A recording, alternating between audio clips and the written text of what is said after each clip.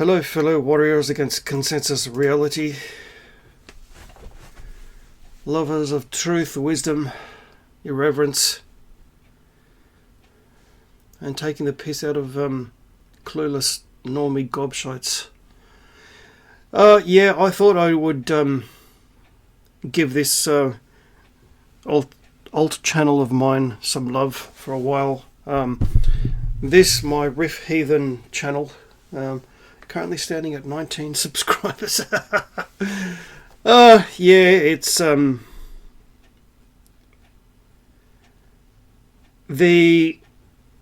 shall we call this? Real world crossover on my other channel has necessitated me switching to this channel for a while. Yeah, the above mentioned quote unquote sibling was for whatever fucking reason listening to my video and got extremely butthurt over the simple truth I shared. Namely him being a compulsive liar narcissist, being so fake that he secretly dyes his hair but pretends he doesn't, and it started to cross over to real life drama. So I thought, you know what, I unlisted the video, and because he got a lot of his own friends and cronies to view the video, and I thought, you know what, fuck you, fuck this, and I deleted him on Facebook. And I thought, until the heat dies down, I'm going to give this channel some love for a while, and which kind of gave me the idea for this video, actually, and a couple of other ideas that I've been swimming around in my head for the last day or two, especially with this Afghanistan mess. Dear oh dear. So, for those who have followed me here from my main channel, which is now down to 417 subs, thank you. Funny thing about family, family isn't who you always think is family. My own quote-unquote family I consider biological relatives. They're not real family to me at all. And I'm sure many of you share similar feelings, similar circumstances. Because for me, I don't know about others. I can only speak about my own life, going back to earliest childhood. All the different types of trauma one can experience. Imagine experiencing all those different types of abuses and traumas from your own fucking family.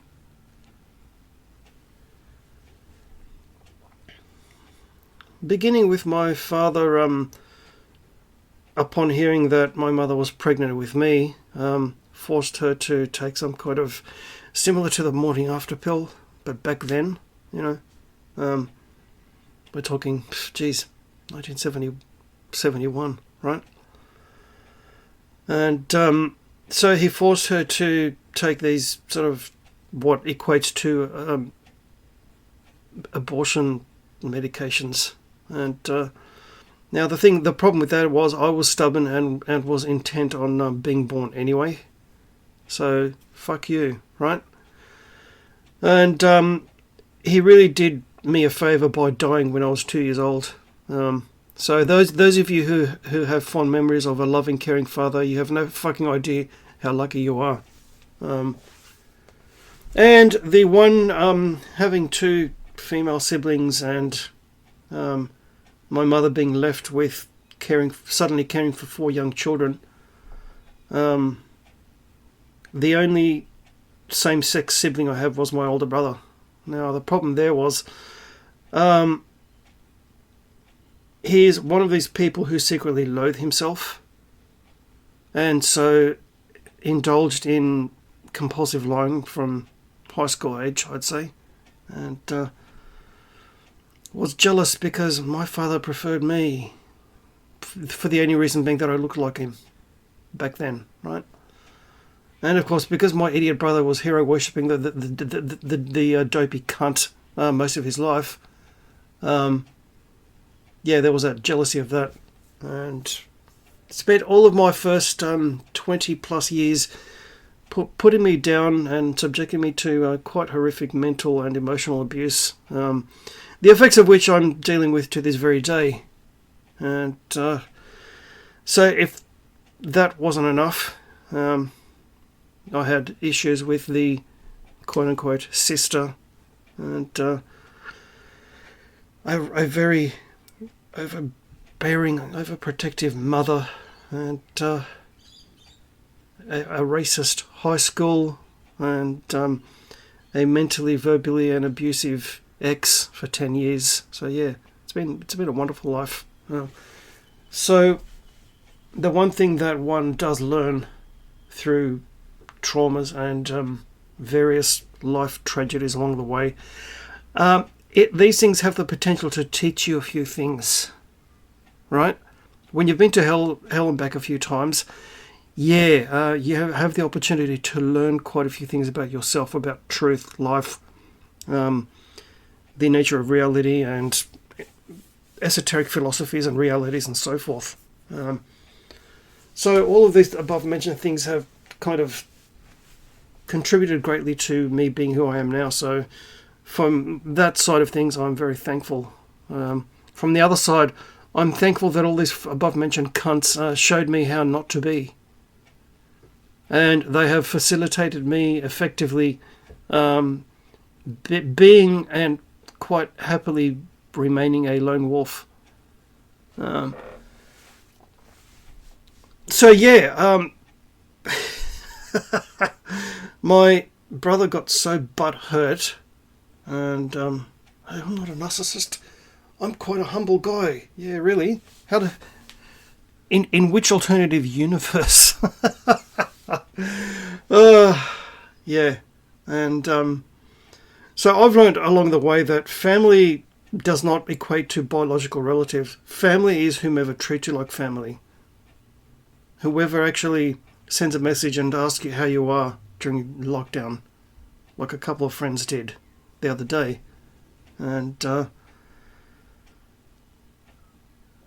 speaking of which, they've now made it so that we can only go within a 5-kilometre radius from our home. So it went from 10 kilometres to 5 kilometres for lockdown. Well, the problem with that is that if I sort of be a good little slave, a good little lemming, and follow everything that they say, it's now considered technically illegal to go into town to my beloved cafes and get a coffee. That is now considered illegal. But you know what? I don't give a flying fuck. If I want to go into town and get my coffee, I will get my coffee. To stop me, they will have to kill me. It's that simple. I'm sorry, but I have nothing to do with your scamdemic Agenda 2030 Klaus Schwab evil sadistic cunt agenda. Thanks. That's got nothing to do with me. Thanks. So I will go into town and take the loophole of you're not allowed to go outside your local government area. Well, from where I live to going into town to my cafes is my local government area. So really, they haven't really thought that through very well with all these restrictions. So thereby, you're allowed to go outside of 5 kilometres for goods and services which you cannot find in your local, within your 5 kilometre radius. Well, peace of mind is such a good and all service. So yeah, right. So yeah, there's a way around everything. Why do you think you have multi-billionaires with multi-billion-dollar corporations paying fuck all in taxes, right? Yeah, there's a way around everything. And they're the ones that should be paying the most taxes. But anyway. But, yeah, family. Funny that. We're also living in a world where, as a friend quite vociferously pointed out, that Where are they? And good point too, by the way, if you stop and think about it, with this whole farce that is Afghanistan and all the billions of dollars that they spent. What was it, the estimate someone I read the other day? $3 trillion in all the years that they were in Afghanistan. Whereby the Taliban, being one of the most sadistic, evil group of cunts in the world, this is what you get for being an Abrahamic gobshite. This is what happens when you have only one God, who is a jealous God, who visits punishments unto the third and fourth generation of them that hate me, quote unquote.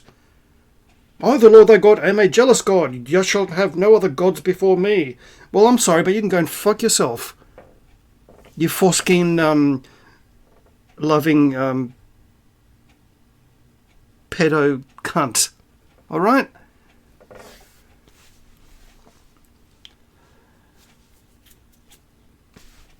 My gods actually tell me to wake the fuck up and help myself. Okay? And stop being a pussy and a soy boy and a pussy beggar. Right? Oh, fuck's sake. Turn your other cheek to the... Yeah, turning your other cheek, that is the biggest load of cowardly crap I've ever had the misfortune in reading in my life. No, that's not how that works. If someone acts towards you with such dishonor and disrespect, you say, thank you, goodbye, and that's it. You don't hate them. You don't have any intense anger or hatred or loathing or anything. You just, okay, that's enough. I'm done with you now. Have a good life. You wish them well and move along. Don't make me start singing Rush. All that you can do is wish them well, right? and yet, with this crisis, the question remains, as my friend so correctly pointed out, where are the fucking feminists? Can you hear the crickets? I fucking can. Where are these butch-looking, topless, purple-haired beasts rioting and protesting and going on rallies and women empowerment bullshit? You have real women in a real place who are going to be raped and killed by this group of sadistic cunts. Where are the feminists for them? No, hang on. They're too busy swapping out all the male characters on TV and TV shows and films and swapping them with fake overpowered, strong empowered female, right? They're more worried about Black Widow and the main character in the woeful cringeworthy TV series Loki being a woman. What about when it really counts, like the women of Afghanistan? Where are you fucking mouthy cunts then? So as you can see, it has nothing to do with equality or empowering women. They don't give a fuck about women. Just like with the resource-hungry, sadistic, psychotic cronies who are really in control of the world. They don't give a fuck about your health. They don't give a fuck about women. They want to control as much as possible in the fewer hands as possible. And of course, when they use different vehicles like deconstructionist Marxism and the whole woke thing and 50 years of feminism, it's called divide and conquer. Let's destroy the family unit by brainwashing women with feminism first, making them think that they're oppressed and in need of liberation, even though they were already the most important member of a fucking family. And let's make them sing silly songs like Sisters Are Doing It For Themselves, while still claiming vagina-mony. How does that work, ladies? How does that fucking work? So let's see, strong and empowered on one hand, still collecting vagina-mony on the other hand. That doesn't really add up, does it, old sport?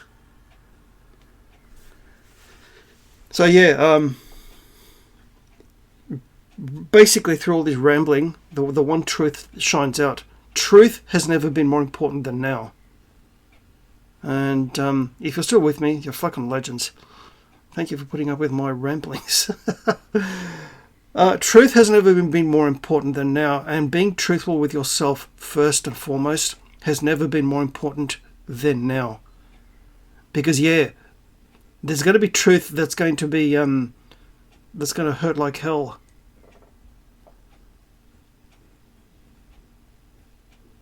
Truth hurts, little girl, and it hurts like hell. Yeah, thank you, David Bowie. Right? From Labyrinth. Yeah, it does. Because if you've spent a lifetime lying to yourself and creating false personas and whatever because you're afraid of facing your authentic self, and connecting with your authentic self, yeah, you're in for some rough times. You're in for a fuck the dark night of the soul, dark week, month, or year of the soul, right?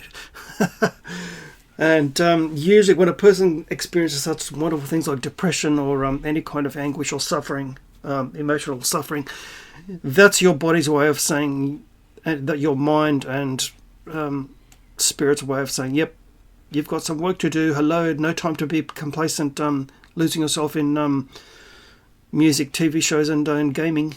You've got work to do. Or alcohol. You've got work to do. You've got inner work to do. And when it happens, just let it happen.